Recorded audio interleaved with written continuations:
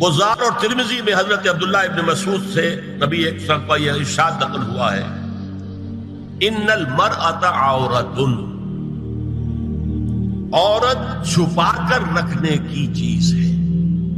ان المرأۃ عورۃ فاذا خرجت، جب وہ گھر سے نکلتی ہے، استشرفها شیطان، اب شیطان جو ہے اس کو تاک میں رکھتا ہے۔ واقرب ما تکون بروحۃ ربها وهي في قعر بیتها، وہ اپنے رب کی رحمت سے قریب ترین ہوتی ہے جبکہ اپنے گھر کے بھی کسی اندرونی حصے۔ اسی لیے فرمایا مردوں کے لیے مسجد میں نماز افضل 28 گنا، اور عورت کے لیے گھر کی نماز مسجد سے افضل، گھر کے صحن کی مسجد سے افضل، دالان کی صحن سے افضل، کمرے میں اس سے افضل، اور کمرے کی کوئی بغلی کوٹھڑی ہے تو اس میں سب سے افضل۔ یہ احادیث نبی کی صفات۔ عبداللہ ابن احمد ابن حنبل نے زوائد الزہد میں اور ابن ابی شیبہ نے، ابن سعد نے اپنی کتابوں میں مسروق کی روایت نقل کی ہے کہ حضرت عائشہ جب تلاوت قرآن کرتے ہوئے اس آیت پر پہنچتی تھی وَقَرْنَ فِي بُيُوتِكُنَّ، تو بے اختیار رو پڑتی تھی۔ قرآن کہتے ہیں اپنے گھروں میں رہو۔ حضرت عائشہ نے شہادت عثمان کے بعد باہر نکل کر لشکر کی قیادت، پھر ساری عمر افسوس ہوا کہ میں نے غلط کیا۔ حافظ ابو بکر بزار حضرت انس سے روایت کرتے ہیں کہ عورتوں نے حضور سے عرض کیا کہ ساری فضیلت تو مرد لوٹ کے لے گئے، وہ جہاد کرتے ہیں، خدا کی راہ میں بڑے بڑے کام کرتے ہیں، ہم کیا عمل کریں کہ ہمیں بھی مجاہدین کے برابر اجر مل سکے؟ جواب میں آپ نے فرمایا من قعدت منکن فی بیتہا فإنہا تدرک عمل المجاہدین، تم میں سے جو شخص اپنے گھر میں بیٹھی رہے گی وہ مجاہدین کا اجر حاصل کرے۔ یہ ایک ہوا کا رخ ہے، بتایا جا رہا ہے، یہ نظام ہے جس کو اس شکل میں دیا جا رہا ہے۔ اب آئیے سورہ نور کی طرف۔ یا ایھا الذین آمنوا لا تدخلوا بیوتا غیر بیوتکم حتی تستأنسوا وتسلموا علی اہلها ذلکم خیر لکم لعلکم تذکرون۔ اہل ایمان ہرگز مت داخل ہو اپنے گھروں کے علاوہ کسی اور گھر میں جب تک کہ تم ان کے ساتھ مانوس نہ ہو جاؤ، اذن نہ لے لو، ان پر سلام نہ کرو، یہی تمہارے لیے خیر بہتر ہے۔ اس کے بعد تفصیل آئی ہے، اس میں میں اس وقت نہیں جا رہا۔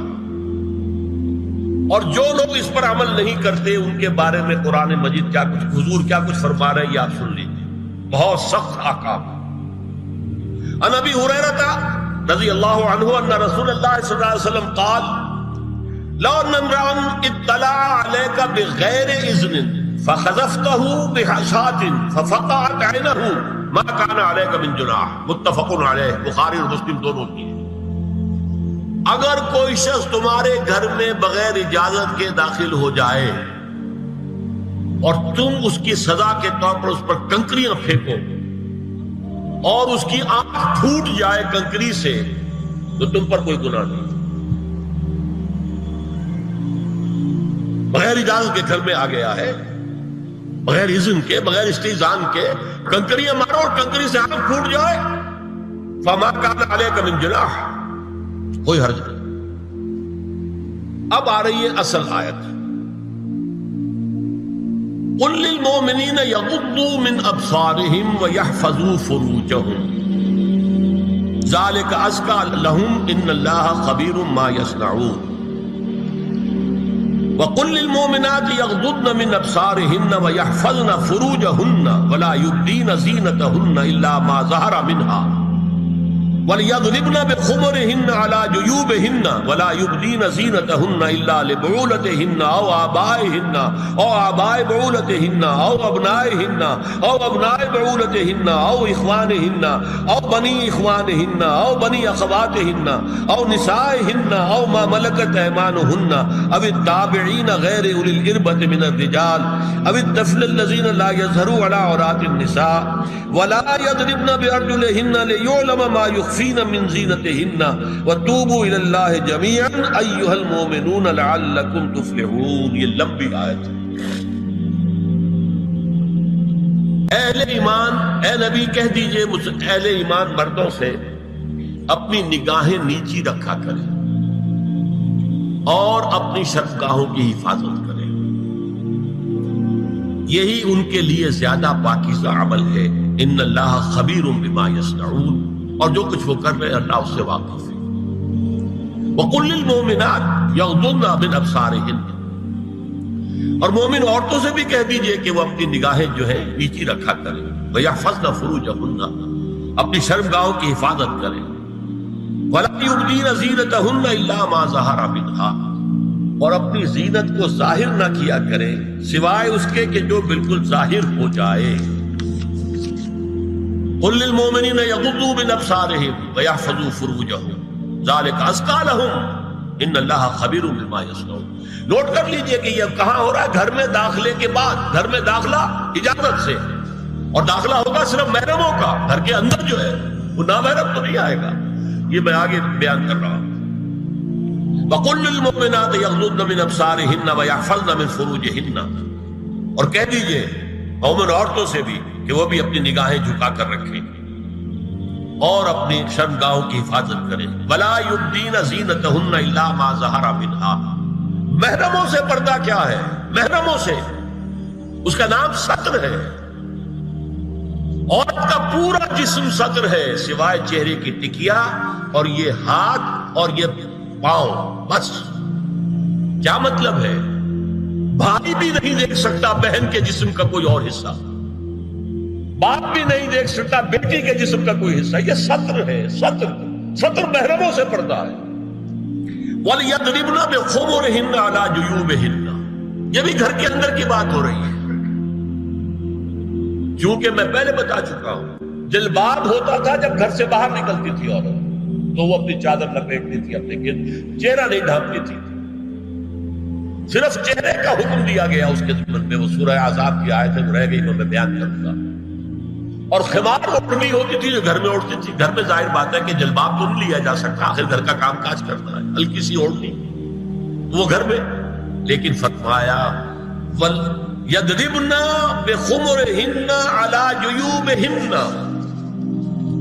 اور انہیں چاہیے کہ اپنی اوڑھیوں کے، بکل اوڑھنیوں کے اپنے سینوں کے اوپر، گریبانوں کے اوپر بھی مار لیا کریں۔ اب اس کے بعد فرمایا وَلَا يُبْدِينَ زِينَتَهُنَّ إِلَّا لِبُعُولَتِهِنَّ، اب یہاں یہ زینت کا لفظ آ رہا ہے چہرے کے، اور چہرے ہی میں کچھ سنگھار بھی ہوتا ہے۔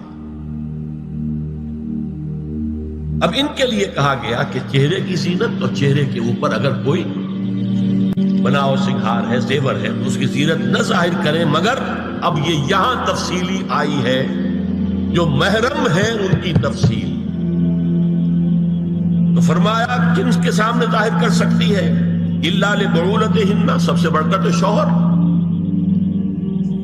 او آبائہن، اور یہ آپ نے باپ، اچھا باپوں میں نوٹ کی دی، باپ حقیقی ہو، اخیافی ہو، اللاتی ہو یا رضاعی ہو، یہ چاروں قسم کے باپ اس میں شامل ہیں۔ جس عورت نے دودھ پلایا تھا اس کا شوہر بھی باپ بن گیا۔ او آبائے بعولتہن، اپنے شوہروں کے باپ، یا ابنائہن، ان کے اپنے بیٹے، بیٹوں میں بھی آئیں گے چاروں، اللاتی، اخیافی، عینی اور رضاعی۔ او ابنائے بعولتہن، اور اپنے شوہروں کے بیٹے، ہو سکتا ہے شوہروں کی اور بیویاں بھی ہوں، تو ان کے بیٹے بھی، جو ستیلے بیٹے ہیں وہ بھی محرم، ان سے کسی شکل میں کبھی شادی نہیں ہو سکتی۔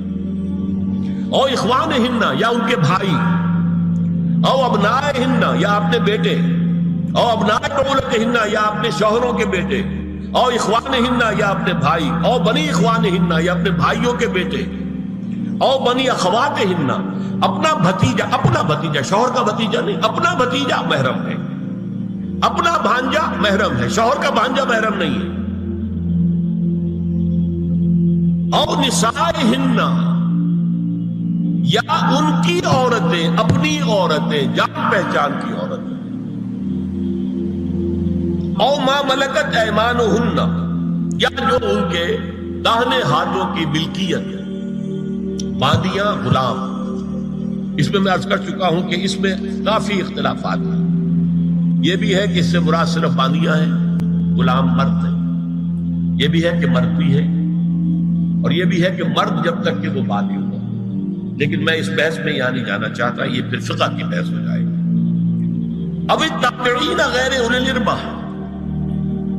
کچھ ایسے لوگ بھی ہوتے ہیں، کوئی کسی کے گھر میں تو اندھا آدمی رہ رہا ہے، یا کوئی اور کسی وجہ سے کوئی مریض ہے، اسے آپ نے بنا دے رکھی ہے، انہیں عورتوں سے کوئی سروکار نہیں ہوتا. اب الطفل الذین لم یظہروا علی عورات النساء، یا وہ بچے کہ جن پر ابھی عورتوں کے پوشیدہ حالات واضح ہی نہیں ہے، پتہ ہی نہیں ہے انہیں، ابھی انہیں جنس کا کوئی احساس ہی نہیں. یہ ہے فہرست کے جو دی گئی ہے کہ جن کے سامنے عورت کھلے چہرے کے ساتھ اور اپنی جو اضافی زینت بھی ہو، کوئی زیور وغیرہ یا کوئی بھی سرما وغیرہ ڈالا ہوا ہے یا کوئی سرخی کو لگائی ہے معمولی سی، اس کے ساتھ آ سکتی ہے. اور یہ وہ رشتے ہیں کہ جن سے کسی حالت میں بھی نکاح نہیں کی. آگے سنیے، وَلَا يَضْرِبْنَ بِأَرْجُلِهِنَّ لِيُعْلَمَ مَا يُخْفِينَ مِنْ زِينَتِهِنَّ، اور چلتے ہوئے اپنے پاؤں زور سے نہ مارے کہ ان کی زینت ظاہر ہو جائے. اگر کوئی پازیب پہنی ہوئی ہے، کوئی جنو وغیرہ ہے، تو اب اگر پاؤں مار کر چلے گی تو خواہ ذہن جائے گا بیٹھے ہوئے کا کہ تو ہاتھ بن جا رہی. یہاں تک اس کے علاوہ یہ بھی ہے، تعطر کے بارے میں فرمایا ہے کہ اگر عطر لگا کر کوئی عورت گھر سے نکلی ہے، اذا استعارت المرأة فمرت على القوم ليجدوا ريحها وهي كذا وكذا قال قولا شديدا. اس ابو داؤد کی روایت حضور نے فرمایا جب کوئی عورت عطر لگا کر، خوشبو لگا کر نکلتی ہے کہ لوگ اس کی خوشبو سونگیں یا اس کو پر مطلع ہو جائیں تو ایسی ہے ایسی ہے. بہت سخت الفاظ حضور نے استعمال کیے کہ جس کو راوی نے نقل نہیں کیا. عورت کے لیے خوشبو، عورت کی آواز کا پردہ ہے. اب دیکھیے کس حد تک نماز میں اس وقت عورتیں بھی شریک ہوتی تھی، اگرچہ حضور نے فرمایا مردوں کی صف بہترین سب سے آگے والی ہے اور سب سے بری صف سب سے پیچھے ہے، کیونکہ اس کے پیچھے پھر عورتوں کی صف ہوتی تھی. اور عورتوں کے لیے سب سے اچھی صف سب سے پچھلی والی ہے اور سب سے بری سب سے آگے والی ہے. سب سے آگے والوں کے سامنے پھر مرد ہوتے تھے، ان کی پشت ہوتی تھی. تو اسی طریقے سے اگر غلطی کی ہے تو مرد جو ہے کہے گا سبحان اللہ، امام سے غلطی ہو گئی ہے، مرد کیا کہے گا؟ سبحان اللہ. عورت کیا کرے گی؟ اپنے ایک ہاتھ کے پشت پر اپنا ہاتھ مارے گی، اپنی آواز نہیں نکالنی. آواز کا پردہ، چھونے کا پردہ یہاں تک ہے کہ حضور نے کبھی کسی عورت سے ہاتھ نہیں ملایا، اور آپ جب بیعت بھی لیتے تھے تو بس زبانی الفاظ کہلوائے اور کہا ٹھیک ہے بیعت ہو گئی، یا ایک کپڑا پکڑا، اس کا ایک سرا اپنے ہاتھ میں دوسرا سرا اس خاتون کے ہاتھ میں، یا ایک کشت کے اندر پانی بھرا، اس میں ایک طرف اس نے انگلیاں ڈال لی اور ایک طرف انگلی. لیکن مسافر لا اسافر النساء، ایک دفعہ ہوا بھی کہ بعض خواتین نے جب بیعت کی ہے تو پھر انہوں نے ہاتھ آگے بڑھایا مسافر کے لیے. حضور نے فرمایا انی لا اسافر النساء، میں عورتوں سے مسافرہ نہیں کرتا. یا ایھا النبی قل لازواجک وبناتک ونساء المؤمنین یدنین علیہن من جلابیبہن ذلک ادنی ان یعرفن فلا یؤذین وکان اللہ غفورا رحیما. اے نبی صلی اللہ علیہ وسلم کہہ دیجئے اپنی بیٹیوں سے اور اپنی بیویوں سے اور مسلمانوں کی خواتین سے. اب دیکھیے یہ سورہ احزاب ہی میں ہو رہا ہے. شروع میں یا نساء النبی سے بات کر لی، استیزان بھی صرف نبی کے گھر میں داخل نہ ہو اذن کے بغیر. آگے چل کر سورہ احزاب ہی میں عام بھی کر دیا، قل لازواجک وبناتک ونساء المؤمنین، کہہ دیجئے اپنی بیویوں سے، اپنی بیٹیوں سے اور اہل ایمان کی خواتین سے، یدنین علیہن من جلابیبہن، کہ وہ اپنے چہروں کے اوپر اپنی جلباب کو لٹکا لیا کریں، چہرہ چھپ جائے. اب اس کی تفسیر میں چاہتا ہوں کہ آپ کو جو مختلف مفسرین نے کی ہے وہ آپ کے سامنے میں رکھوں.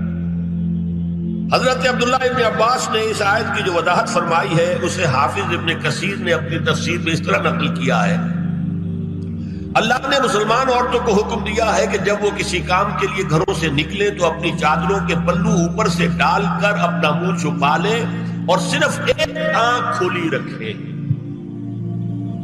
دونوں آنکھیں بھی غلط ہیں۔ اور سن لیجیے، ابن جریر اور ابن منذر کی روایت ہے کہ محمد بن سیرین، یہ ایک تابعی ہیں، نے حضرت عبیدہ السلمانی، یہ صحابی ہیں، سے اس آیت کا مطلب پوچھا۔ انہوں نے جواب میں کچھ کہنے کی بجائے اپنی چادر کو اس طرح اوڑھا کہ پورا سر اور پیشانی اور پورا منہ ڈھانک کر صرف ایک آنکھ کھولی رکھی۔ اور سنیے، ابو بکر بن عبداللہ ابن عربی نے یدنین علیہن من جلابیبہن کا مفہوم ان الفاظ میں بیان کیا ہے، تغطى به وجهها حتى لا يظهر منها الا عينها اليسرى، کہ عورت اپنی چادر کو پورے وجود پر ڈھانپ لے اور اس طرح چہرے کو بھی ڈھانپے کہ صرف بائیں آنکھ کھلی رہے۔ علامہ حمید الدین فراہی کو نظم قرآن کے فہم میں خصوصی مقام حاصل تھا، انہوں نے حجاب کے بارے میں اپنے ایک مکتوب میں ہاتھ اور چہرہ کھلا رکھنے کو جائز قرار دینے کے موقف کے بارے میں لکھا ہے کہ میری رائے میں نظم قرآن پر توجہ نہ کرنے سے یہ غلط فہمی پیدا ہوئی ہے۔ وہی بات کہ سورہ احزاب میں گھر سے باہر کا پردہ ہے اور سورہ نور میں گھر کے اندر کا پردہ ہے۔ بہرحال الحق احق بان یتبع، حق جو ہے وہ اس کا زیادہ حقدار ہے کہ اس کی پیروی کی جائے۔ میں اس مسئلے پر مطمئن ہوں اور میرے نزدیک اجنبی سے پورا پردہ کرنا واجب ہے، اور قرآن نے یہی حجاب واجب کیا ہے جو شرفاء میں مروج ہے، بلکہ اس سے بھی قدر زائد ہے۔ مولانا فراہی کا یہ مکتوب ماہنامہ حیات نو بلیریا گنج انڈیا کے اکتوبر سن 92 کے شمارے میں شائع ہوا۔ یہ ہے علماء کی رائے۔ حضرت ام سلمہ اور حضرت میمونہ نبی صلی اللہ علیہ وسلم کے پاس بیٹھی تھی، اتنے میں حضرت ابن ام مکتوم آ گئے۔ نبی صلی اللہ علیہ وسلم نے ان دونوں سے فرمایا احتجبا منہ، ان سے پردہ کرو۔ ازواج نے عرض کیا یا رسول اللہ الیس اعمی لا یبصرنا ولا یعرفنا، حضور کیا یہ اندھے نہیں ہیں؟ یہ نہ ہمیں دیکھ رہے ہیں نہ ہمیں پہچانتے ہیں۔ فرمایا افعمضایان انتما، کیا تم دونوں بھی اندھی ہو؟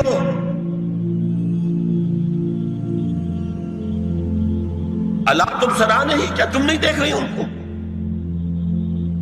حضرت ام سلمہ تصریح کرتی ہیں ذالک بعد ان امر بالحجاب، یہ جب حجاب کا حکم آ گیا تھا تب حضور نے پھر یہ حکم دیا۔ اس کی وجہ کیا تھی؟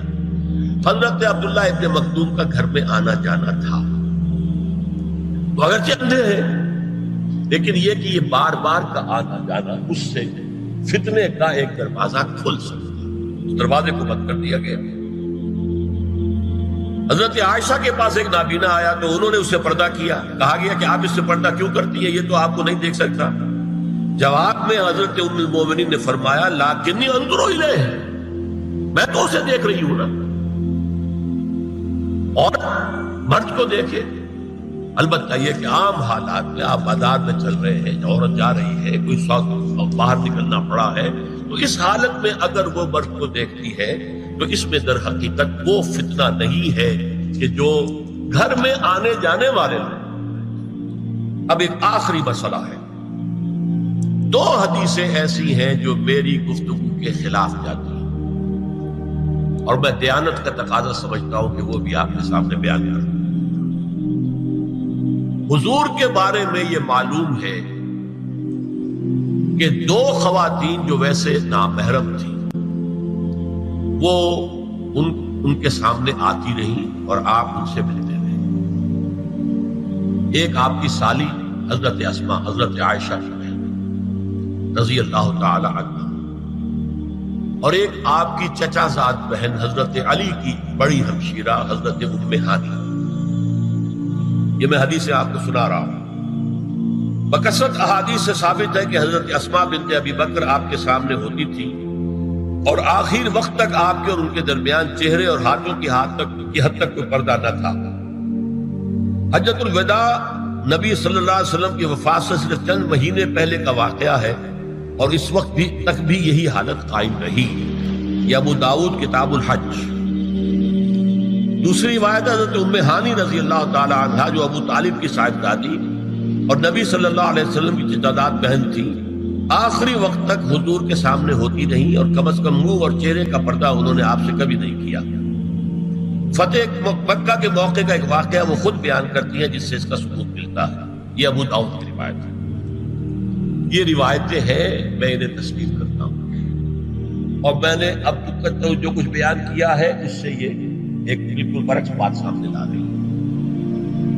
اب یہ ہے کہ یا تو ہم ان دو حدیثوں کو اصل مان کر باقی ساری حدیثیں جو ہیں ان کو ختم کریں۔ میں تو آپ کو سنا نہیں سکا، میرے پاس تو بہت زیادہ حدیثوں کا مواد تھا۔ چہرے کے پردے کے لیے حدیثیں، استیزان کے لیے کتنی حدیثیں ہیں، چہرے کے پردے کے بارے میں بہت زیادہ حدیثیں ہیں۔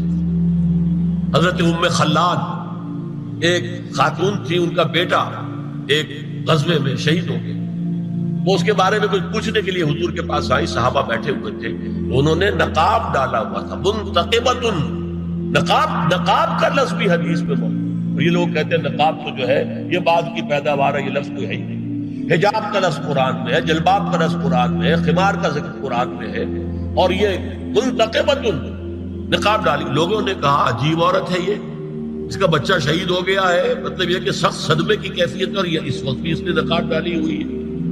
تو انہوں نے جواب دیا ان ارزو ابنی لا ارزو حیائی، میں نے بیٹا کھویا ہے، اپنی حیا نہیں کھوئی ہے۔ حالانکہ میں نے اصول پہلے بتا دیا، چیریٹی بگنز ایٹ ہوم۔ جیسے حضور فرماتے تھے انا اول المسلمین، دیکھو میں تمہیں اسلام کی دعوت دے رہا ہوں، سب سے پہلا مسلمان میں خود ہوں۔ انا اول المومنین، میں تمہیں ایمان کی دعوت دے رہا ہوں، پہلا مومن میں ہوں۔ تو جب تک انسان اپنے کردار سے بات واضح نہ کرے تو واعظ جو ہے وہ مفید نہیں ہوتا، مؤثر نہیں۔ لہذا سب سے پہلے بات جو کی گئی وہ کی گئی ہے حضور کی ازواج مطہرات سے۔ اب اس ضمن میں جو اصلاحی اعمال آئے ہیں، احکام ان کو نوٹ کر لیجئے۔ ان کا آغاز ہوا ہے تدریجی اعتبار سے سورہ احزاب سے، اور سورہ احزاب سن 5 ہجری میں جو ہے نازل ہوئی ہے۔ ان کی تکمیل ہوئی ہے سورہ نور میں جو سن 6 ہجری میں نازل ہوئی۔ اور ایک بہت خوبصورت بات کہی، یہ مولانا امین حسن اصلاحی نے مجھے بتایا کہ ان کے استاد حمید الدین فراہی نے یہ کہا کہ سورہ احزاب میں گھر سے باہر کے پردے کا بیان ہے، اور سورہ نور میں گھر کے اندر کے پردے کا بیان ہے۔ تو اصلاحی صاحب کہتے تھے کہ اس جملے نے میری آنکھیں کھول دی اور قرآن مجید روشن ہو گیا، ورنہ اگر یہ بات سامنے نہ ہو تو آدمی اٹکتا ہے، جگہ جگہ پر اشکالات پیدا ہوتے ہیں۔ دیکھیے سورہ احزاب میں کیا کیا گیا۔ نمبر 1، پہلے خطاب ازواج مطہرات سے، بعد میں عام کر دیا گیا۔ نمبر 2، بتایا گیا کہ عورت کا اصل کردار کیا ہے، اس کی اصل جگہ کیا ہے، گھر۔ نمبر 3، استیزان کے حکم کا آغاز ہو گیا کہ گھروں میں اجازت لیے بغیر داخل نہ ہو، لیکن یہاں بھی صرف نبی کے گھر کی بات ہوئی ہے، عام نہیں۔ پھر محرموں کی ایک چھوٹی فہرست ہے جو سورہ احزاب میں آ گئی ہے، اور گھر سے باہر کے پردے کا حکم آ گیا ہے، یہ سورہ احزاب میں۔ سورہ نور میں استیزان اب عام کر دیا، کسی بھی گھر میں داخل مت ہو جب تک اذن نہ لے لو۔ یہ دیکھیے تدریج، پہلے حضور کے گھروں میں داخل نہ ہو، اب کسی بھی گھر میں داخل نہیں ہو سکتے بغیر استیزان کے۔ اور احادیث مبارکہ میں اتنی سختی آئی ہے، وہ میں بعد میں آپ کو بتاؤں گا۔ دوسرے یہ کہ گھر کے اندر پردہ جو محرموں سے پردہ ہے، محرموں سے پردہ، محرم کون ہوتا ہے یہ سمجھ لیجئے۔ محرم وہ ہے جس سے کبھی بھی کسی شکل میں کسی حالت میں شادی نہ ہو سکے۔ اب ایک آدمی جو ہے اس کے گھر میں فرض کیجئے کہ ایک بہن ہے، تو اس بہن کی دوسری بہن سے وہ شادی نہیں کر سکتا، لیکن اگر وہ بیوی مر گئی تو کر سکتا ہے کہ نہیں؟ اس لیے وہ محرم نہیں ہے، نامحرم ہے۔ سالی نامحرم ہے، آپ کا بھائی ہے، اس کی بیوی ہے، بھابھی ہے آپ کی، آپ دیور ہیں، بھابھی سے شادی تو نہیں کر سکتے، لیکن اگر بھائی کا انتقال ہو جائے تو آپ شادی کر سکتے ہیں۔ تو شادی ہو سکتی ہے تو وہ محرم نہیں ہوا، وہ نامحرم ہے۔ محرم صرف وہی ہے جس سے کبھی کسی حال میں شادی کا امکان نہ۔ اس کی ابتدائی فہرست جو ہے سورہ احزاب میں ہے، تفصیلی فہرست جو ہے وہ سورہ نور میں ہے۔ اب دیکھیے گھر کے اندر بیٹھنے سے متعلق کیا بات کہی گئی۔ بزار اور ترمذی میں حضرت عبداللہ ابن مسعود سے نبی ایک صلی کا یہ ارشاد نقل ہوا ہے، ان المرأۃ عورۃ، عورت چھپا کر رکھنے کی چیز ہے۔ ہمارے ایک نوجوان ساتھی نے ایک دفعہ مضمون لکھا تھا بڑا پیارا، انہوں نے کہا کہ قرآن مجید میں جو اشارات ہیں، حور مقصورات فی الخیام، وہ حوریں جو ہوں گی وہ خیموں کے اندر ہوں، وہیں رہیں گی. قصر کہتے ہیں روک دینے کو، باہر نہیں نکلتی. مقصورات فی الخیام، حوروں کا کانہن لؤلؤ مکنون، ایسے ہوں گے کہ جیسے کہ موتی جسے چھپا کر رکھا جائے. عورت چھپا کر رکھنے کی شے ہے. المرأۃ کلھا عورۃ، عورت کہتے ہیں اس کو ہے جسے چھپا کر رکھا جائے. ان المرأۃ عورۃ فاذا خرجت، جب وہ گھر سے نکلتی ہے، استشرفھا شیطان، اب شیطان جو ہے اس کو طاق میں رکھتا ہے. واقرب ما تکون بروحۃ ربھا وہی فی قعر بیتھا، وہ اپنے رب کی رحمت سے قریب ترین ہوتی ہے جبکہ اپنے گھر کے بھی کسی اندرونی حصے میں. صحن میں ہوگی تو شاید دور دور کے کوٹھوں سے نظر پڑ جائے. اسی لیے فرمایا مردوں کے لیے مسجد میں نماز افضل 28 گنا، اور عورت کے لیے گھر کی نماز مسجد سے افضل، گھر کے صحن کی مسجد سے افضل، دالان کی صحن سے افضل، کمرے میں اس سے افضل، اور کمرے کی کوئی بغلی کوٹھڑی ہے تو اس میں سب سے افضل. یہ احادیث نبی اکرم صلی اللہ علیہ وسلم. مزاج ہے نا، اس سے بن رہا ہے، ایک معاشرت وجود میں آ رہی ہے. یہ ساری چیزیں کیوں آ رہی ہیں؟ اور سنیے، عبداللہ ابن احمد ابن حنبل نے زوائد الزہد میں اور ابن ابی شیبہ نے، ابن سعد نے اپنی کتابوں میں مسروق کی روایت نقل کی ہے کہ حضرت عائشہ جب تلاوت قرآن کرتے ہوئے اس آیت پر پہنچتی تھی وَقَرْنَ فِي بُيُوتِكُنَّ، تو بے اختیار رو پڑتی. قرآن کہتا ہے اپنے گھروں میں رہو. حضرت عائشہ نے شہادت عثمان کے بعد باہر نکل کر لشکر کی قیادت، پھر ساری عمر افسوس رہا کہ میں نے غلط کیا. دیکھیے کیا معاملہ تھا. حضرت علی رضی اللہ تعالیٰ سے جنگ کی، 10,000 آدمی ایک رات میں مرے، لیکن حضرت علی کا کردار کیا تھا؟ یہ نہیں کہ اب عائشہ شکست ہو گئی ہے تو لوڈی بنا لوں. انا للہ و انا الیہ. اتنا احترام کیا ہے، مدینے کی چند عورتوں کو ساتھ دے کر بڑے احترام سے مدینے پہنچا دیا، وہاں کی عورتوں، کوفے کی عورتوں کو ساتھ دے کر، اور صرف یہ کہا کہ آپ کی یہ ذمہ داری، آپ نے یہ ذمہ داری خام خواہ، صرف اور کچھ نہیں، کوئی ملامت. حافظ ابو بکر مزار حضرت انس سے روایت کرتے ہیں کہ عورتوں نے حضور سے عرض کیا کہ ساری فضیلت تو مرد لوٹ کے لے گئے، وہ جہاد کرتے ہیں اور خدا کی راہ میں بڑے بڑے کام کرتے ہیں، ہم کیا عمل کریں کہ ہمیں بھی مجاہدین کے برابر اجر مل سکے؟ جواب میں آپ نے فرمایا من قعدت منکن فی بیتہا فإنہا تدرک عمل المجاہدین، تم میں سے جو شخص اپنے گھر میں بیٹھی رہے گی وہ مجاہدین کا اجر حاصل کر لے. یہ ایک ہوا کا رخ ہے، بتایا جا رہا ہے، یہ نظام ہے جس کو اس شکل میں دیا جا رہا ہے. اب میں چاہتا ہوں سورہ احزاب کی جو آیات ہیں ان کے حوالے سے کچھ باتیں جو حکمت دین کی ہیں اور بہت اہم ہیں وہ آپ کے سامنے آ جائیں. دیکھیے میں نے سب سے پہلے آیت پڑھی تھی لَقَدْ كَانَ لَكُمْ فِي رَسُولِ اللَّهِ أُسْوَةٌ حَسَنَةٌ، اے مسلمانوں تمہارے لیے اللہ کے رسول کی زندگی میں ایک بہترین نمونہ ہے، اسوہ حسنہ ہے. ایک بات اس میں غور طلب ہے، مردوں کے لیے تو اسوہ کامل ہے. مرد اگر سپہ سالار ہے تو اسوہ موجود ہے حضور کا، مرد اگر صدر ریاست ہے، خلیفہ ہے تو اسوہ موجود ہے رسول کا، کوئی قاضی القضات ہے تو اسوہ موجود ہے رسول کا، کوئی کسی مسجد میں خطیب ہے، امام ہے تو اسوہ موجود ہے، باپ کی حیثیت سے اسوہ موجود ہے، شوہر کی حیثیت سے اسوہ موجود ہے کہ نہیں؟ مردوں کی کوئی حیثیت ایسی نہیں جس کے لیے اسوہ حضور کی زندگی میں نہ ہو. لیکن ایک خلا ہے، عورت کی نسوانی زندگی کے لیے تو حضور کی زندگی میں کوئی اسوہ نہیں ہو سکتا، حضور مرد ہے. یہ ہے فلسفہ، یہ ہے حکمت دین کہ جس صورت میں یہ آیت آئی لَقَدْ كَانَ لَكُمْ فِي رَسُولِ اللَّهِ أُسْوَةٌ حَسَنَةٌ لِمَنْ كَانَ يَرْجُو اللَّهَ وَالْيَوْمَ الْآخِرَ وَذَكَرَ اللَّهَ كَثِيرًا، اے لوگو، اے مسلمانوں، تمہارے لیے اللہ کے رسول کی زندگی میں ایک اسوہ کامل ہے، عمدہ اسوہ ہے ہر اس شخص کے لیے جو اللہ کا امیدوار ہے اور یوم آخر کو بھی مانتا ہے اور اللہ کا ذکر کرتا ہے کثرت سے. اب اس خلا کو پر کیسے کیا؟ حضور کی ازواج کو بنایا گیا اسوہ خواتین کی. اور یہی ایک بہت سی اور بھی حکمتیں ہوں گی. ایک حکمت یہی تعدد ازدواج میں ہے اور حضرت عائشہ کی اتنی کم عمر میں شادی کرنے میں ہے کہ دیر تک وہ امت کو پڑھاتی رہی، شوہر اور بیوی کے درمیان خالص پرائیویٹ معاملات کے اندر بھی ہدایت دیتی رہی. آخر وہ بھی انسان کی ضرورت ہے کہ نہیں؟ آپ کو معلوم ہے ایک مرتبہ بعض صحابہ نے آ کر کہا حضور یہ یہودی جو ہے ہم پر طنز کرتے ہیں کہ تمہارے نبی تمہیں بڑی چھوٹی چھوٹی باتوں کا حکم دے. آپ نے فرمایا کہ ہاں ہمارے نبی نے تو ہمیں استنجا کرنا بھی سکھایا. بجائے کسی کمپلیکس کے انفیریورٹی کے سپیریورٹی کی بات کرو. استنجا ضروری شے نہیں ہے، گندگی سے نجات پانا ضروری شے نہیں ہے، طہارت ضروری شے نہیں ہے. ہمارے نبی نے تو استنجا کرنا بھی سکھایا. تو تعلق زن و شو کون بتائے گا؟ حضور بتائیں گے کسی کو؟ ازواج کو ضرورت ہوتی ہے. بڑا مسئلہ ہے روزے میں کہاں تک جا سکتا ہے انسان، آخر کون بتائے گا؟ ازواج مطہرات نے بتایا. تو اسوہ بنانے کے لیے دیکھیے یہ آیات آئی ہیں. یہ 3 آیتیں سورہ احزاب کی یوں سمجھیے کہ نچوڑ ہے اس مسئلے میں. یا نساء النبی لستن کاحد من النساء، اے نبی کی بیویوں تم عام عورتوں کے مانند نہیں ہو. تو کیا وہ عورتیں نہیں تھیں؟ عورتیں تو تھیں. کیا ان کے احساسات عورتوں والے نہیں تھے؟ وہ تو تھے. کیا بات ہے؟ تم نبی کی بیویاں ہو، تمہیں اسوہ بننا ہے.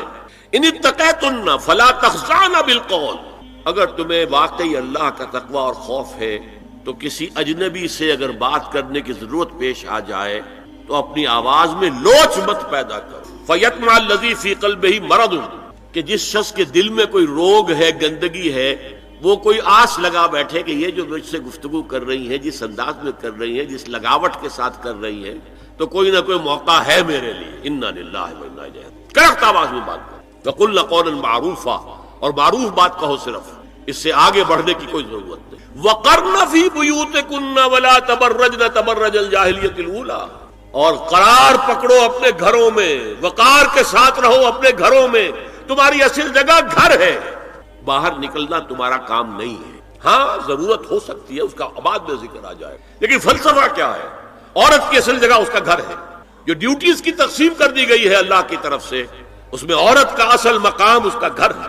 میں حدیث سنا چکا ہوں کہ جب گھر سے عورت نکلتی ہے تو شیطان تاکتا ہے اس کو، اور پھر ظاہر بات ہے کہ اس سے جو فتنے پیدا ہوتے ہیں وہ سب شیطان کے ذریعے سے. وَلَا تَبَرَّجْنَ تَبَرُّجَ الْجَاهِلِيَّةِ الْأُولَىٰ، اور جو جاہلیت تھی، اسلام کے آنے سے پہلے کا جو دور تھا، اس میں جس طرح تم بند سمر کر اور لوگوں کی نگاہوں میں آنے کے لیے نکلتی تھی، اب وہ طریقہ اختیار نہ کرو. دیکھیے یہ بھی ایک بڑا نفسیاتی نکتہ ہے. مرد کے اندر قوت ہے، وہ اپنی قوت کا ظہور چاہتا ہے. کبھی جی چاہتا ہے دیوار کو کندھا دے مارے، راستہ چلتے کسی کو لگا کندھا. قوت ظہور چاہتا ہے. عورت کے پاس سب سے بڑا سرمایہ اس کا نسوانی حسن ہے. جسمانی طاقت تو نہیں ہے نا، اس کے اندر ایک ارج ہے کہ اپنے آپ کو ظاہر کرے. اس کا نام تبرج. بروج کہتے تھے ان برجیوں کو کہ جو فصیلوں کے اوپر ہوتی تھی. اور ظاہر بات ہے دور سے مسافر آ رہا تو پہلے تو برجی نظر آتی تھی نا، تو نگاہوں میں آنا، نگاہوں میں کھبنا، یہ تبرج. تو تم جس طرح پہلے بناؤ سنگھار کر کے نکلا کرتی تھی، اور تبرج الجاہلیہ اب وہ چھوڑ دو. واقمن الصلاۃ وآتین الزکوٰۃ، اور نماز قائم رکھو، زکوٰۃ ادا کرو. واطعن اللہ ورسولہ، اور اللہ اور اس کے رسول کی اطاعت پر کاربند رہو. اب آئے الفاظ جو اہم ترین ہیں. انما یرید اللہ لیذھب عنکم الرجس اہل البیت ویطہرکم تطہیرا. اے نبی کے گھر والیوں، اللہ یہ چاہتا ہے کہ تم سے ہر طرح کی برائی، ہر طرح کی ناپاکی کو دور کر دے اور تمہیں پاک کر دے. پاک کرنا کر، خوب خوب خوب خوب. تطہیرا، یطہرکم تطہیرا. کیوں؟ تمہیں نمونہ بننا ہے، تمہیں اسوہ بننا ہے. یہ الفاظ اصل میں آئے ہیں قرآن مجید میں ازواج مطہرات کے بارے میں. سارا جملہ چل رہا ہے یا نساء النبی سے. ہمارے کچھ دوستوں نے اس کو کہا ہے کہ اہل بیت سے مراد حضرت علی، حضرت فاطمہ، حضرات حسنین ہیں. وہ بھی حضور نے فرمایا. میں نے ایک ٹی وی مذاکرے کے اندر بھی جب کچھ حضرات کہہ رہے تھے کہ اہل بیت تو اصل میں وہ ہے، میں نے کہا نہیں، اصل میں بیویاں ہیں لیکن وہ بھی اہل بیت ہیں. حضور نے ایک چادر میں جب سمیٹا سب کو، تو یہ بھی اللہم ہؤلاء اہل بیت، یہ بھی میرے اہل بیت ہیں. سلمان منا اہل البیت، سلمان بھی ہمارے اہل بیت میں سے، جو جتنا قریب ہوا. لیکن قرآن میں یہ لفظ آتا ہے صرف بیویوں کے لیے، ازواج کے. حضرت ابراہیم کے پاس جب فرشتے آئے تھے حضرت اسحاق کی ولادت کی خبر دینے کے لیے، تو جب حضرت سارہ نے سنا تو وہ آئیں اپنے دوہتر مارتی ہوئی اپنے پیشانی پر. آلد وانا عجوز وہذا بالی شیخا، کیا میں جنوں گی اب جبکہ میں بوڑھی پھونس ہو گئی ہوں اور میرا یہ شوہر جو ہے یہ بھی بوڑھا پھونس ہے. 100 برس کی عمر تھی حضرت ابراہیم علیہ السلام کی، اور کتنی ہوگی اس کے آس پاس ہی ہوگی، 90-95 حضرت سارہ ہوگی. اس کو فرشتوں نے کہا تھا کہ کیا آپ اللہ کی رحمت سے مایوس ہو گئی؟ السلام علیکم وبرکاتہ اہل البیت، اے نبی کے گھر والی، اے نبی کے گھر والوں، تم پر اللہ کی سلامتی ہو، رحمت ہو. تو اہل بیت کا لفظ قرآن میں 2 جگہ آیا ہے، یا حضرت سارہ کے لیے حضرت ابراہیم کی زوجہ، اور یا نساء النبی. تمہیں تو پاک کرنا ہے، پوری طرح پاک کرنا ہے، پوری طرح پاک کرنا ہے تاکہ تم اسوہ بن جاؤ. جو خلا ہے اسوہ محمدی میں صلی اللہ علیہ وسلم، وہ تمہارے ذریعے پورا کرنا ہے۔ اس لیے پہلا خطاب جو ہے، اب یہ دونوں باتوں سے ہو گیا، ایک تو چیریٹی بگنز ایٹ ہوم، جو بھی اصلاح کا عمل ہو گھر سے ہونا چاہیے، اور نمبر دو یہ کہ ازواج مطہرات کو امت کی تمام خواتین کے لیے ہمیشہ کے لیے اسوہ بنانا ہے۔ اسی طریقے سے استیزان کا معاملہ بھی آیا ہے، لیکن وہ بھی صرف نبی کے گھروں تک آ رہا ہے۔ یا ایھا الذین آمنوا لا تدخلوا بیوت النبی حتی یؤذن لکم، اہل ایمان نبی کے گھروں میں داخل نہ ہوا کرو جب تک کہ اذن نہ دیا جائے۔ یہ پرائیویسی، گھر کی پرائیویسی، اس پر میں تفصیل سے بعد میں بات کروں گا، چونکہ تفصیل اس کی آئی ہے سورہ نور میں۔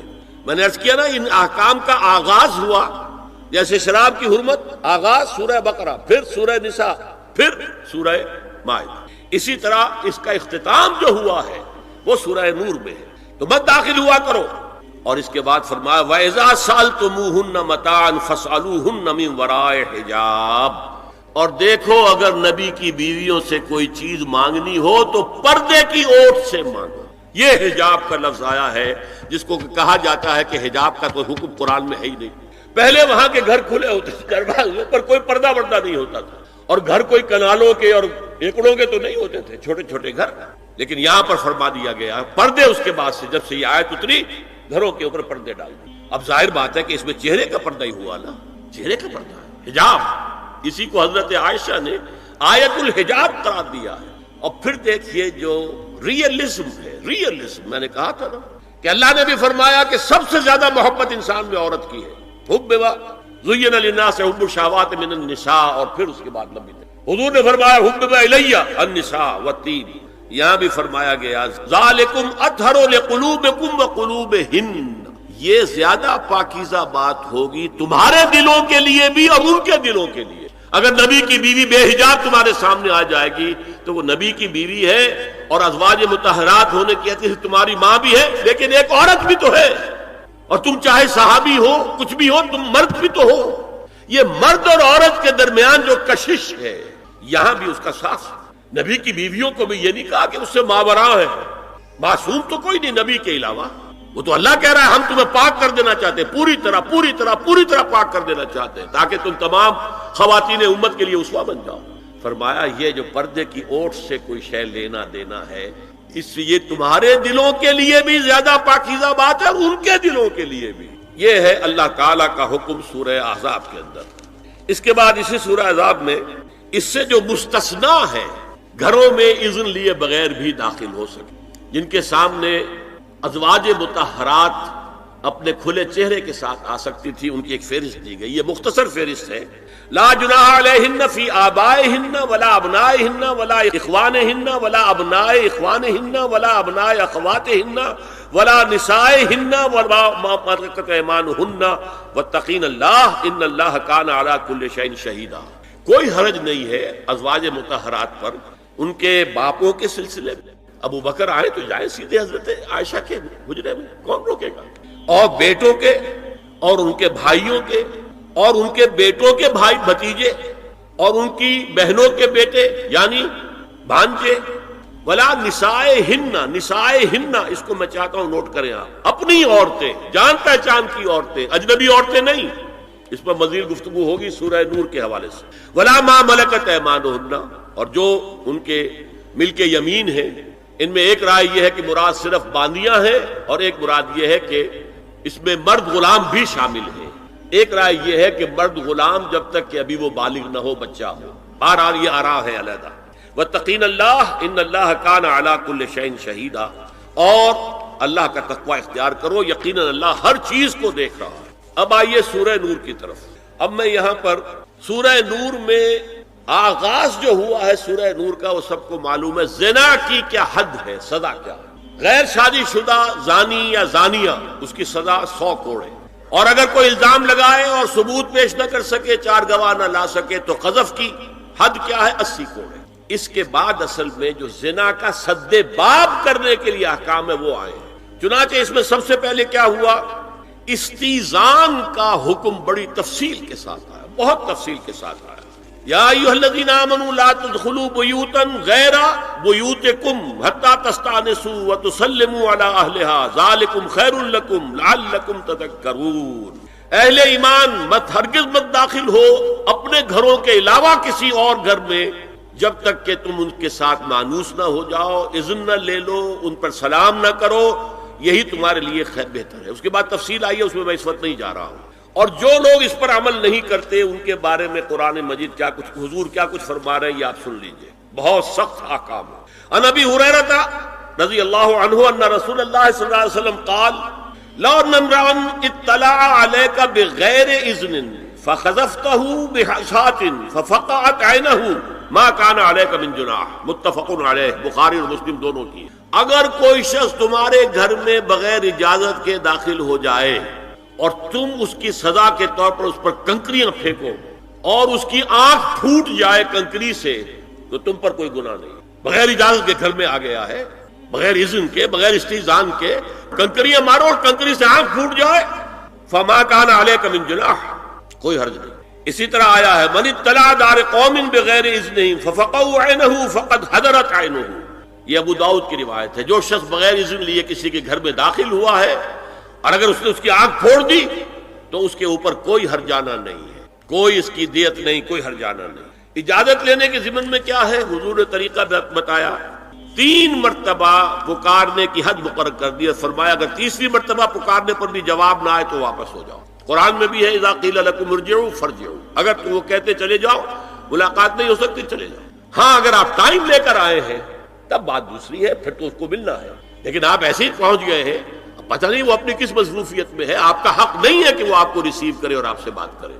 اذا قیل لکم ارجعوا فارجعوا، اور برا نہ مانو کہ میرا یہ معاملہ کیا، میں آیا تھا اور مجھے جو ہے مجھ سے ملاقات نہیں کی، نہیں۔ اور اس سلسلے میں ایک بڑا دلچسپ واقعہ ہے۔ ایک مرتبہ آپ حضرت سعد ابن عبادہ کے ہاں گئے اور السلام علیکم ورحمۃ اللہ کہہ کر 2 دفعہ اجازت طلب کی، مگر اندر سے جواب نہ آیا۔ تیسری مرتبہ جواب نہ ملنے پر آپ واپس ہو گئے۔ حضرت سعد اندر سے دوڑ کر آئے اور عرض کیا یا رسول اللہ، میں آپ کی آواز سن رہا تھا مگر میرا جی چاہتا تھا کہ آپ کی زبان مبارک سے میرے لیے جتنی بار بھی سلام و رحمت کی دعا نکل جائے اچھا ہے۔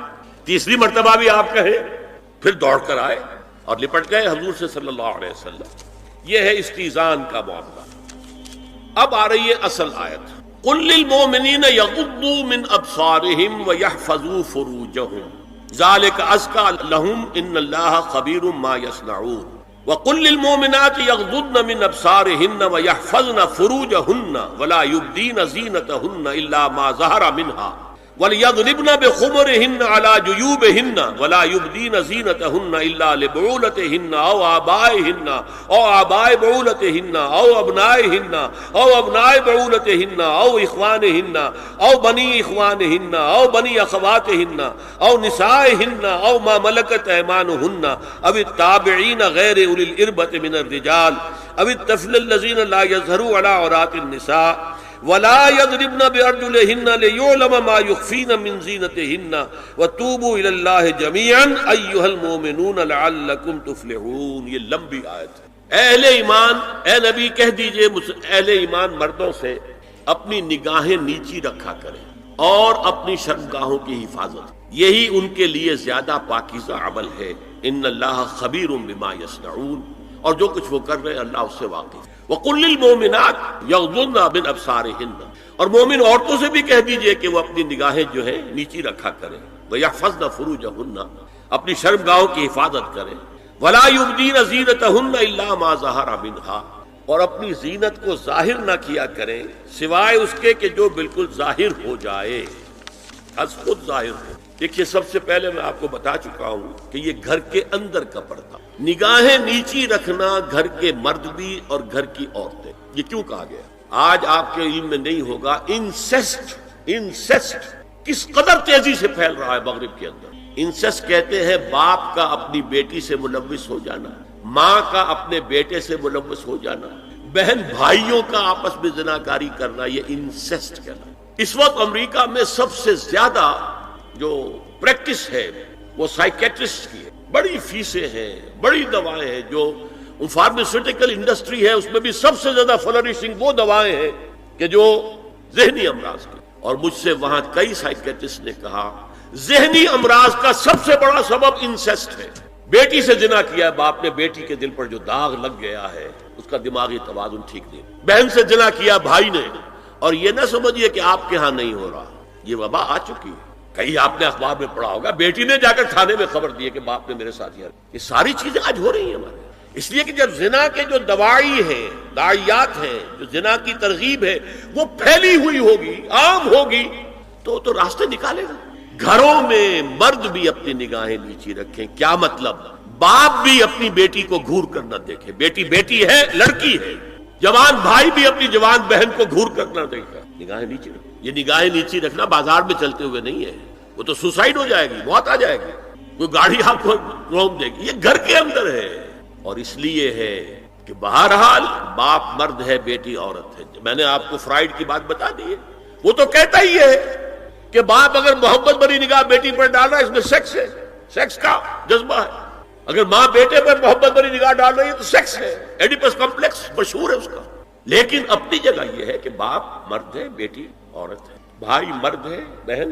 لہذا گھروں کے اندر بھی اپنی نگاہوں کو نیچا رکھیں. میں آپ کو قول سنا چکا ہوں مولانا فراہی کا. اصلاحی صاحب نے کہا، جب مولانا فراہی نے مجھ سے یہ کہا کہ اصل میں سورہ احزاب میں گھر کے باہر کا پردہ ہے اور سورہ نور میں گھر کے اندر کا پردہ ہے، تو کہتے میری آنکھیں کھل گئی اور چابی مل گئی، کلید مل گئی ان آیات کو سمجھنے کی، ان کی اصل پس منظر کو، حقیقت کو جاننے کا راستہ کھل گیا.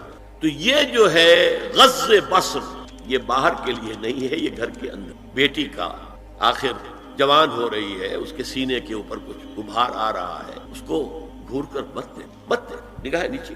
قل للمؤمنین یغضوا من ابصارهم ویحفظوا فروجهم ذلک ازکی لهم ان اللہ خبیر بما یصنعون. نوٹ کر لیجئے کہ یہ کہاں ہو رہا ہے؟ گھر میں داخلے کے بعد. گھر میں داخلہ اجازت سے، اور داخلہ ہوگا صرف محرموں کا. گھر کے اندر جو ہے وہ نامحرم تو نہیں آئے گا. یہ میں آگے بیان کر رہا ہوں. وَقُلْ لِلْمُؤْمِنَاتِ يَغْضُضْنَ مِنْ أَبْصَارِهِنَّ وَيَحْفَظْنَ مِنْ فُرُوجِهِنَّ. اور کہہ دیجئے مومن عورتوں سے بھی کہ وہ بھی اپنی نگاہیں جھکا کر رکھیں اور اپنی شرمگاہوں کی حفاظت کریں. وَلَا يُبْدِينَ زِينَتَهُنَّ إِلَّا مَا ظَهَرَ مِنْهَا. اس ٹکڑے پر بڑا قیل و قال ہے جدید مفکرین اور جدید دانشوروں نے کہ وہ اپنی زینت ظاہر نہ کرے سوائے اس کے جو خود ظاہر ہو جائے. وہ کہتے ہیں اس میں چہرہ بھی شامل ہے، اور جب چہرہ شامل ہے تو اس کا مطلب چہرے کا پردہ نہیں ہے. آپ کو بہت سے حضرات نے وہ پڑھی ہوگی بحث جو جنگ میں ہو گئی تھی. ایک صاحب وہ انسٹیٹیوٹ آف پالیسی اسٹڈیز اس کے اسکالر ہیں، ریسرچ کا، انہوں نے لکھ دیا کہ الا ما ظہر منہا میں چہرہ ظاہر ہے، شامل ہے، لہذا پردہ نہیں ہے. اور ارشاد احمد حقانی صاحب نے بھی زوردار اس کے اوپر جو ہے وہ تائید لکھ دی، اور گویا کہ کہا کہ اب تو مسئلہ ہی طے ہو گیا. جب ایک ریسرچ اسکالر کہہ رہا ہے تو یہ مولوی ملاٹے جو کہتے پڑھتے ہیں کہ یہ عورت کا جو چہرے کا پردہ ہے، تو بات ختم ہو گئی. The matter is clutch. میں نے صرف ایک جواب دیا کہ اس شخص نے جو بڑا ریسرچ اسکالر تھا، پہلے یہ لکھا ہے کہ سورہ نور کی ان آیات میں سطر کے احکام آ رہے ہیں، تو پھر یہاں پردے کا شعر کا معاملہ کیا ہو؟ سطر میں تو پردہ چہرہ شامل نہیں ہے. محرموں سے پردہ کیا ہے؟ محرموں سے، اس کا نام سطر ہے. عورت کا پورا جسم سطر ہے سوائے چہرے کی ٹکیا اور یہ ہاتھ اور یہ پاؤں، بس. کیا مطلب ہے؟ بھائی بھی نہیں دیکھ سکتا بہن کے جسم کا کوئی اور حصہ، باپ بھی نہیں دیکھ سکتا بیٹی کے جسم کا کوئی حصہ. یہ سطر ہے. سطر محرموں سے پردہ ہے. اس سے آگے صرف شوہر یا حسب ضرورت طبیب، سرجن، بس. یہ محرموں کا پردہ. گھر میں عورت رہے گی تو سطر کے ساتھ رہے گی. محرم آئیں گے، چچا اس کا محرم ہے، آئے گا، لیکن وہ بھی تو مرد ہے نا. چہرہ تو نہیں ڈھانپے گی اس لیے کہ محرم ہے، لیکن باقی جسم سطر ہے. عورت کا پورا جسم سطر ہے سوائے چہرے کی ٹکیا. بال بھی سطر میں شامل ہے. سر پر وہ سکارف جو آج کل بنا ہوا ہے، بہت بڑا مسئلہ، انہوں نے چہرے کو نکال دیا، صرف سکارف سمجھا ہوا، پر حجاب کہتے ہیں. حالانکہ وہ حجاب پورا تو نہ ہوا، وہ صرف ایک حصہ ہے، لیکن ایک حصہ صحیح ہے. سر کے بال جو ہے وہ چھپے ہونے چاہیے، یہ سطر میں شامل ہے. چہرے کی ٹکیا ہے جو سطر سے باہر ہے. ہاتھ ہے پہنچوں سے باہر، اور پیر ہے ٹخنوں سے نیچے، بس. اللہ اللہ. تو فرمایا ما ظہر منہا من زینتہن میں الا ما ظہر منہا میں کیا کیا چیزیں آ سکتی ہیں. دیکھیے، اگر عورت پوری کی پوری برقعے کے اندر ملبوس ہے، چہرے پر بھی نقاب ہے، آنکھوں کے آگے بھی یا جالی ہے یا کوئی چشمہ ہے، تو پھر بھی اس کے حسن کا ایک حصہ وہ ہے جو ظاہر ہے. اگر طویل القامت ہے، قد و قامت، یہ حسن کا حصہ ہے کہ نہیں، وہ کہاں چھپائے گی. اور غالب نے جو شعر کہا ہے تیرے سرو قامت سے ایک قد آدم قیامت کے فتنے کو کم دیکھتے ہیں. سرو قد عورت. اسی طرح جسم سے ڈول ہے، اکیرا بدن ہے، یہ تو نہیں چھپے گا. عورت موٹی ہے، کیسی ہے، جسم جو غیر متناسب ہے، یہ تو نہیں چھپے گا. متناسب ہے اعضاء، قداور ہے، اکیرا بدن ہے. یہ ہے وہ چیز کہ جو حجاب کے سلسلے میں ما ظہر منہا یہاں ہو رہا ہے، کہ جو سطر کے سلسلے میں ہے ما ظہر منہا زینت کا، اور وہ چہرہ ہے. لیکن اب اس میں ایک اور بات، وَلْيَضْرِبْنَ بِخُمُرِهِنَّ عَلَى جُيُوبِهِنَّ، یہ بھی گھر کے اندر کی بات ہو رہی ہے. چونکہ میں پہلے بتا چکا ہوں، جلباب ہوتا تھا جب گھر سے باہر نکلتی تھی عورت، تو وہ اپنی چادر لپیٹتی تھی اپنے گرد، چہرہ نہیں ڈھانپتی تھی. صرف چہرے کا حکم دیا گیا اس کے ضمن میں. وہ سورہ احزاب کی آیت ہے، وہ رہ گئی، وہ میں بیان کروں گا. اور خمار اوڑھنی ہوتی تھی جو گھر میں اوڑھتی تھی. گھر میں ظاہر بات ہے کہ جلباب تو نہیں لیا جا سکتا، آخر گھر کا کام کاج کرنا ہے، ہلکی سی اوڑھنی تو وہ گھر میں. لیکن فرمایا وَلْيَضْرِبْنَ بِخُمُرِهِنَّ عَلَى جُيُوبِهِنَّ، اور انہیں چاہیے کہ اپنی اوڑھیوں کے، بکل اوڑھنیوں کے اپنے سینوں کے اوپر، گریبانوں کے اوپر بھی مار لیا کریں، تاکہ یہ سینے کے جو ابھار ہیں ان کو ایک ایڈیشنل کور مل جائے. دیکھیے سطر کا تقاضے کیا ہے. گل لی لباس دبیز ہونا چاہیے، باریک نہیں. حضور نے فرمایا اللہ کی لعنت ہو ان پر جو لباس پہن کے بھی ننگی ہوتی ہے. باریک اتنا لباس ہے، یہ چست اتنا لباس ہے، ڈھیلا ڈھالا ہونا چاہیے، دبیز ہونا چاہیے. لباس کے اندر یہ دو حصے جو ہیں وہ لازم ہیں. اور پھر سینے پر، اب ظاہر بات ہے کرتا پہنا ہوا ہے، ڈھیلا ڈھالا ہے، پھر بھی یہ سینے کے ابھار تو ظاہر ہو جائیں گے. ان پر ایک اضافی اوڑھنی سر پر سے لے کر اور اپنے اس گریبان کے اوپر بکل مار لینا، تاکہ یہ جو نسوانی حسن کا دوسرا مظہر ہے. پہلا چہرہ سب سے بڑا چہرہ. اب جو لوگ کہتے چہرے کا پردہ نہیں ہے، تو خدا کے بندو پھر پردے کی ضرورت کیا ہے؟ نسوانی حسن اگر اس میں اٹریکشن ہے، وہ کہاں ہوتا ہے سب سے بڑھ کر؟ مظہر اول کون سا ہے نسوانی حسن کا؟ چہرہ ہی تو ہے. اب میں ذرا شرم کے ساتھ کہہ رہا ہوں، لیکن یہ اپنی شاعری کے کچھ الفاظ آپ کو سنا رہا ہوں. یہ لب لعلین کہاں ہوتے ہیں؟ چہرے پر ہوتے ہیں یا کہیں اور ہوتے ہیں؟ یہ عارض گلگوں یہ کہاں ہوتے ہیں؟ چہرے پر ہوتے ہیں یا کمر میں لگے ہوتے ہیں؟ یہ چاہے زقن، تھوڑی میں اگر کچھ کھڈا پڑا ہوا ہو، چاہے زقن. یہ تعریفیں جو شاعری میں ہوتی ہیں، یہ کہاں ہوتا؟ یہ مژگاں کے تیر یہ کہاں ہوتے ہیں؟ یہ نرگسی آنکھیں یہ کہاں ہوتی ہیں؟ اور ستواں ناک یہ کہاں؟ چہرہ ہی تو ہے. سب سے بڑی اٹریکشن تو چہرہ ہے. اسی کو نہ چھپایا تو پھر اور کیا چھپایا؟ ہاں دوسری چیز، چھاتی کے ابھار بہت اٹریکٹیو ہوتے ہیں انسان کے. اس کے لیے یہ ہے کہ وَلْيَضْرِبْنَ بِخُمُرِهِنَّ عَلَى جُيُوبِهِنَّ. کرتا بھی دبیز کپڑے کا ہو، کرتا جو ہے ڈھیلا ڈھالا بھی ہو، شلوار اور دبیز تر کپڑے کی ہو، ڈھیلی ڈھالی ہو، اور اوڑھنی کا بکل جو ہے اپنے سینے پر مار لیا جائے. اب اس کے بعد فرمایا وَلَا يُبْدِينَ زِينَتَهُنَّ إِلَّا لِبُعُولَتِهِنَّ. اب یہاں یہ زینت کا لفظ آ رہا ہے چہرے کے لیے، اور چہرے ہی میں کچھ سنگھار بھی ہوتا. کوئی سرما لگایا ہوا ہے، فرض کیجئے کسی اور طرح کا کوئی زیور پہنا ہوا ہے، گلے میں پڑا ہے، کانوں میں بندے ہیں، وغیرہ وغیرہ. یہ زینت چہرہ، اور اس کے ساتھ کوئی بناؤ سنگھار کا معاملہ، جس کی کہ حضور صلی اللہ علیہ وسلم نے تلقین کی ہے. عورت کو گھر میں بن سور کر رہنا چاہیے، شوہر کے لیے اٹریکٹیو رہنا چاہیے. خاص طور پر شوہر جب آنے والا ہے شام کو دفتر سے، اس وقت عورت جو ہے بن سور کر، اس لیے کہ اصل مقصد کیا ہے؟ جتنی بھی انسان میں سیکشول انرجی ہے وہ مرکوز رہے شوہر اور بیوی کے درمیان. یہ فلسفہ ہے.